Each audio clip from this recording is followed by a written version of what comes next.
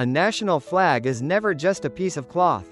It is a story woven in thread, a declaration of identity, and often, a battleground for the soul of a nation. Few flags in modern Europe embody this struggle as vividly as that of Belarus. The nation today officially flies a vibrant red and green banner adorned with a traditional folk pattern.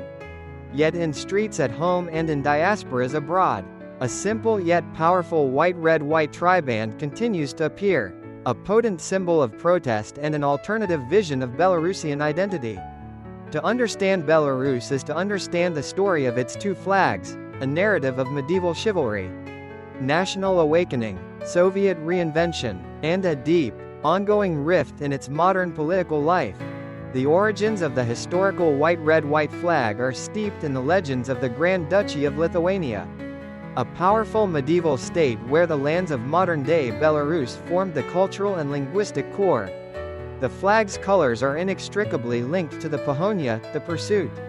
The coat of arms depicting a charging white knight on a red field.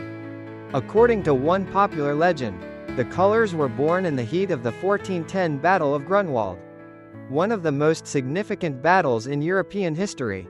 A wounded Belarusian knight is said to have ripped off his blood-soaked white bandage and wielded it as a banner, leading his troops to a decisive victory over the Teutonic Knights.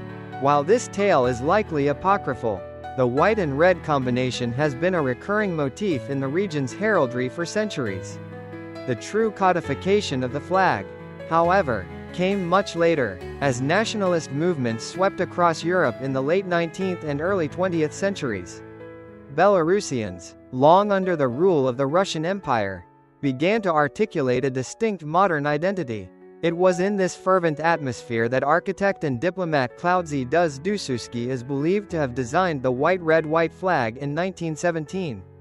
Its official debut came in 1918 with the proclamation of the short-lived Belarusian Democratic Republic, BNR.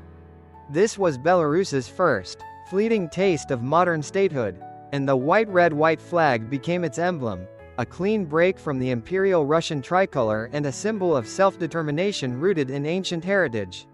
Though the BNR was soon crushed by invading Soviet forces, the flag was carried into exile, where it was cherished by the Belarusian diaspora as the legitimate symbol of an independent nation. The flag's history took a dark and complex turn during the Second World War. During the Nazi occupation of Belarus from 1941 to 1944, German authorities permitted the use of the white-red-white flag by local collaborationist bodies. This historical fact has become the single most potent weapon in the modern state's campaign to discredit the flag, allowing it to be summarily dismissed as a fascist symbol. However, this narrative is a deliberate simplification. The flag predates the rise of fascism by decades, and its use was not exclusive to collaborators. Crucially, its own creator, Dussuski, refused to cooperate with the Nazis and was imprisoned in a concentration camp for hiding Jews. Nevertheless, its appearance on the armbands of collaborationist police and at official functions has left an indelible stain, one that has been strategically exploited ever since. Following the war, Belarus was firmly reintegrated into the USSR as the Byelorussian Soviet Socialist Republic. For several years, it used a simple red flag with Cyrillic initials. But in 1951, a new, more distinct design was introduced.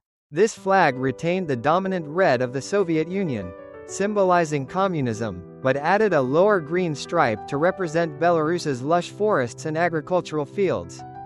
Most significantly, a vertical white stripe was added at the hoist, decorated with a red ornamental pattern. This pattern was based on a traditional rushnik, a ritual embroidered cloth, created in 1917 by a peasant woman named Matrona Markovich. The design, named the Rising Sun, was a sophisticated attempt by Soviet authorities to co-opt a potent symbol of national folk culture, embedding it within a staunchly communist framework. The hammer, sickle, and red star were placed in the upper canton, completing the synthesis of Soviet ideology and Belarusian tradition. For over 4 decades, this was the flag of Belarus. The collapse of the Soviet Union in 1991 heralded a dramatic shift. riding a wave of national revival. The newly independent Republic of Belarus reclaimed its historical symbols. On September 19, 1991, the Supreme Soviet of Belarus officially reinstated the white-red-white flag and the pahonia as the state symbols. For a brief, hopeful period, it seemed that the nation had reconnected with its pre-Soviet identity. The flag flew at the United Nations and at the Olympic Games, representing a sovereign Belarus to the world. This revival, however, was short-lived. The 1994 election of Alexander Lukashenko, a leader nostalgic for the Soviet era, marked a decisive turning point, arguing that the white-red-white flag was tainted by its wartime collaborationist use and that the Soviet-era symbols represented a period of victory and industrial progress. Lukashenko initiated a controversial referendum in 1995. Among the questions posed was the replacement of the state symbols. The result, widely condemned by the opposition and international observers as fraudulent, was a resounding yes. The white-red-white flag was lowered, and a modified version of the 1951 Soviet flag was raised in its place. The new design was nearly identical, with one crucial change: the communist hammer, sickle, and star were removed. The red-on-white Rushnik pattern was also inverted to be white on red. The state had effectively restored a Soviet-era design, subtly altered for a post-Soviet world. Since 1995, the two flags have come to represent two fundamentally different visions for Belarus.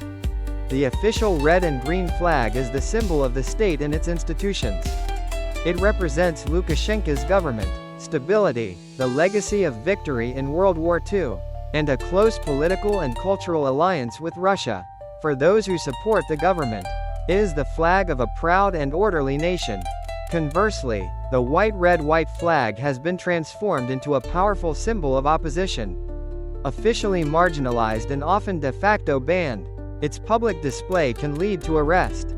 It has become the banner of the pro-democracy movement, of those who seek a break from authoritarianism, and of a national identity oriented toward Europe, not Moscow. During the massive protests that erupted after the disputed 2020 presidential election, the historical flag was omnipresent, blanketing cities in a sea of white and red.